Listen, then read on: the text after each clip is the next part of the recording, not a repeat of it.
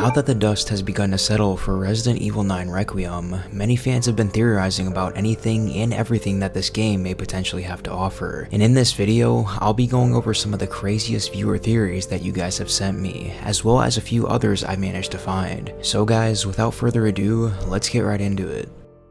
Theory number 1, Oswald E. Spencer is still alive and infected with the mold. One of the more interesting theories out right now is that the old man seen in the RE9 trailer isn't some new character, but it's actually none other than Umbrella founder Oswald E. Spencer. Now, as we know in Resident Evil 5, Spencer was supposedly killed by Albert Wesker after he realized that he was being used as his pawn. But then in Resident Evil 8, we learn that Spencer once studied under scientist Miranda in Eastern Europe, which we learn is a place that holds the Megamycete seed, a fungal root. This root grants extreme regeneration abilities if exposed, and the theory suggests that Spencer had previously come into contact with the Megamycete mold during his studies with Miranda. The idea is that Spencer infected himself with the mold, and when Wesker tried to kill him, the mold saved him, preserving his consciousness in a dormant state. If true, this could mean that the entire Resident Evil timeline has been manipulated by Spencer from behind the scenes this whole time. But we will just have to wait and see if this will indeed be the case. Theory number 2, Albert Lester killed Alyssa Ashcroft. If you've played Resident Evil Outbreak, you know who Albert Lester is, the twisted hospital director who went completely mad after his wife died. However, once a massive plant began to grow in the hospital building, he came to believe that the plant was his wife's reincarnation, and would begin to roam the surrounding forest and carve up anyone in his path to feed the plant. Once Alyssa and some other survivors ran into his path, Albert lured them to the hospital in hopes to provide the plant more food. But once Alyssa managed to defeat the creature and escape right before the hospital collapses, we get to see Albert supposedly die in the falling debris. However, due to prolonged exposure from the massive plant, he became infected earlier and managed to develop superhuman strength and invincibility. With this being the case, it's very well possible that he survived the collapse and set out to get revenge on Alyssa. And to make things worse, Alyssa eventually exposed Lester's ties to Umbrella, which adds even more fuel to the fire. So maybe after years of plotting and searching, Albert finally reaches Alyssa at the Wrenwood Hotel and murders her. If this is true, then Grace's mission in RE9 is more personal than we ever imagined. Theory number 3, Birkin and Nemesis survived the destruction of Raccoon City. Though Birkin and Nemesis were canonically destroyed during the Raccoon City incident, many fans are speculating otherwise. As we know, both monsters were last seen in underground facilities, buried deep beneath the city before the explosion. Given their powerful and rapid regenerative abilities, the possibilities are there for them to have survived. Another possibility is that since Umbrella has a history of cloning, maybe fragments of their DNA were salvaged before or after the explosion. With the right viral enhancements, both could have survived, evolved, or been re-engineered by rogue scientists. This would honestly be so cool to see these iconic characters, and what would make it even better is if we see Leon and Jill return to face their opponents one last time. Theory number 4, Mia is still working for the Connections. Mia Winters, Ethan's wife, might not be the innocent survivor we thought she was. In RE7, we found out that she was a covert operative for the Connections. Then in Resident Evil Village, Mia is kidnapped and impersonated by Mother Miranda. Now what's weird is that Miranda chooses to spare her, which makes you question why she would want to leave a liability alive while she was trying to resurrect her child. The only reason I can think of is if she was keeping her alive to study her vast knowledge of the mold and her ties with the Connections and Evelyn, so in turn she could get more insight on how to revive her daughter. However, Mia was still in prison by the time Miranda's preparations were fully complete, as we saw once Chris arrived to release her, so it makes you wonder what was really going on there. Or maybe we're just thinking too deep into this. Regardless, this theory suggests that Mia is still working for the Connections, and that her marriage to Ethan wasn't an accident. She knew about his ability to bond with the mold, and may have been assigned to monitor him. She stayed close, collected data, and possibly fed information back to her handlers. And now in RE9, maybe she could be a key target, or even a sleeper agent. We will just have to wait and see. Theory number 5, Hunk will return. Hunk has always been a background legend in the Resident Evil universe, as a man who follows orders, survives when no one else does, and disappears without a trace. He was the sole survivor of the G-Virus extraction mission in Raccoon City, and over the years, his status has shifted from mere operative to myth since he's been gone for so long. However, with the BSAA now exposed for deploying bioweapons during the events of Resident Evil 8, and with RE9 going back to one of his last known locations being Raccoon City, maybe this is where Hunk could finally be called back for a key role in the climax of the saga, as Capcom did say themselves that this game will act as a eulogy to the characters involved in the Raccoon City incident. If he is in the game, it would be pretty interesting to see what his role would be, as he's not really on anyone's side, he just takes on missions and executes them to the max, never managing to fall short. Maybe he could be deployed to track down and eliminate Grace, seeing her as a liability, or maybe he could be serving as a one-man cleanup squad, sent to destroy the last remnants of Spencer's legacy. Or maybe he could just be part of a small playable section of the campaign, or even a small DLC to offer a tactical side mission, maybe something similar to what we got in the Resident Evil 2 remake. There's definitely a lot of routes they can take with him, but regardless, I think most of us would love to see him in this game, so let's hope Capcom makes it happen.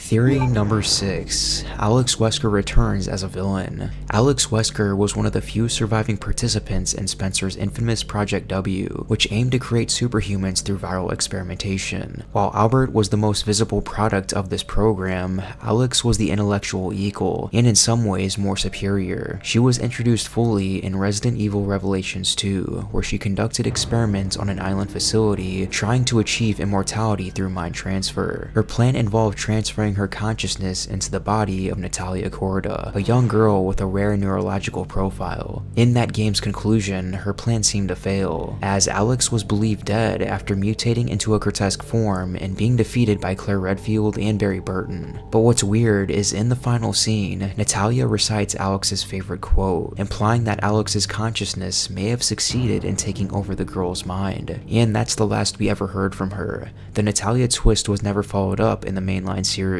So the theory here is that Capcom has been saving Alex Wesker. With RE9 set to be the finale in the current arc, this would be the perfect time for her to return, now older, fully transformed, and no longer confined to Natalia's body. Whether she succeeded in preserving her mind, cloning herself, or mutating into something else entirely, she may now be ready to fulfill her original goal of evolution beyond humanity.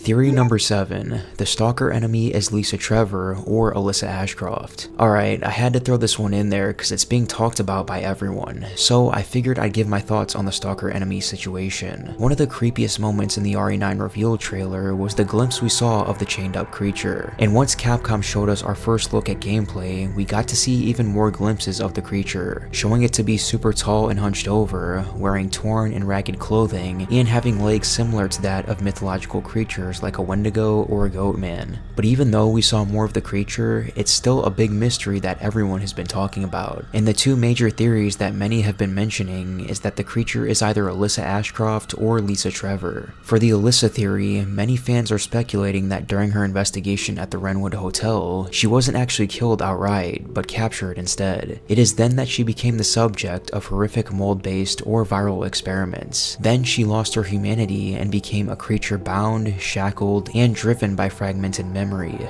As for the other theory with Lisa Trevor, many fans are pointing back to the game Resident Evil Umbrella Chronicles, where Wesker fights Lisa one last time just before the mansion explodes. Lisa was trapped under a chandelier as Wesker fled, so she wasn't able to escape the blast. However, with her powerful regeneration abilities, maybe it's possible that she survived the mansion incident and has been roaming around ever since. Me personally, I'm actually leaning more towards the creature being Lisa, but as I've said, it's still a super big mystery since as of now we don't really know much about the game, but maybe closer to the release we will get more answers. Comment down below who you think the Stalker enemy is. Theory number 8. Jake Muller is the Hooded Man. Jake was introduced in Resident Evil 6 as a key protagonist. He's the illegitimate son of Albert Wesker, raised unaware of his father's identity and working as a mercenary. When the events of RE6 unfold, Jake becomes crucial as his blood holds antibodies capable of neutralizing the C-virus. He spends the game alongside Sherry Birkin, reluctantly growing into the role of a hero despite his dark lineage. At the end of RE6, Jake parts ways with Sherry and goes on his own to maintain his mercenary image, and after that we haven't heard from him since, so the theory suggests that the Hooded Man in the trailer might just be him. My thoughts are that Capcom rarely introduces a character with so much plot significance only to abandon them forever. Jake's Wesker lineage, his connections to Sherry, and his role in ending the C-virus outbreak make him one of the most important figures in the franchise, so having him make a comeback in RE9 wouldn't be too far-fetched. My only problem with this theory is that the man in the trailer seems to be responsible for Alyssa's death, and with Jake being on the light side, it seems kind of out of place for his character to murder her. However, a lot could have happened over the years after RE6 that we are unaware of, so until we get more information and plot for Resident Evil 9, this theory is kind of up in the air. Theory number 9. The Merchant will return. As we all know, the merchant trope began with Resident Evil 4 as an iconic arms dealer cloaked in mystery. He sold weapons, upgrades, and rare treasures, but where he got them and how he moved through hostile territory unscathed was never explained. Fans loved him, not just for the gameplay utility, but for the strange comfort he offered. This returned in Resident Evil 8 Village with the Duke, who acted as a similar character, just as mysterious as the predecessor. But what's interesting with the Duke is his potential ties with the merchant from RE4. In the game, when you begin to purchase new items and upgrade weapons at his shop, the Duke says something that caught everyone by surprise. What are you buying? Just something an old friend of mine used to say. What are you buying? Is that all, stranger? Thank you. This reveals that somehow, the merchant from RE4 and the Duke are connected. The backstory of both these characters are nothing but mystery, but with the Duke mentioning RE4's merchant, it would be so cool to see him return in Resident Evil 9. Or honestly, just a merchant in general would be so nice to see. It was a great feature that worked very well in past games, so I think many fans would love to see it again, but we will just have to wait and see. Theory number 10. Leon will die in Resident Evil 9. This is a theory that no one wants to hear, but some fans are starting to believe that this may be the case. Leon's story began in Resident Evil 2 as a rookie cop on his first day in Raccoon City, a city that fell apart around him. Since then, we watched him evolve from an idealistic survivor in Resident Evil 2 to a hardened government agent in RE4, all the way to a global anti-bioterror operative in RE6. Unlike Chris or Jill, who seem bound by duty or vengeance, Leon has always been driven by guilt, saving others where he once couldn't. And that's what makes this theory so compelling. He's the most likely to sacrifice himself for someone else. In Resident Evil Village, we saw the death of Ethan Winters, a bold move that shocked fans but ultimately worked. Capcom has shown they are now comfortable closing chapters, especially when it serves the story. If Leon were to die, it definitely wouldn't be meaningless. It would likely be the result of a deliberate sacrifice, possibly against the final boss in the game. It could also be used to pass the torch to a new generation of Resident Evil, with Grace potentially being one of the main characters. And maybe it would be framed not as a loss, but as a triumphant end to a painful journey. Leon as Kennedy has outlived numerous outbreaks, betrayals, and wars, but every hero's story ends eventually. And if Resident Evil 9 truly is a requiem for the past, then Leon's death would not just be a tragedy, it would be a monument to courage, to sacrifice, and to the rookie cop who never stopped trying to save people. Click this video here to watch the full story of Alyssa Ashcroft before you play Resident Evil 9. Thank you for watching, guys, and I'll see you next time.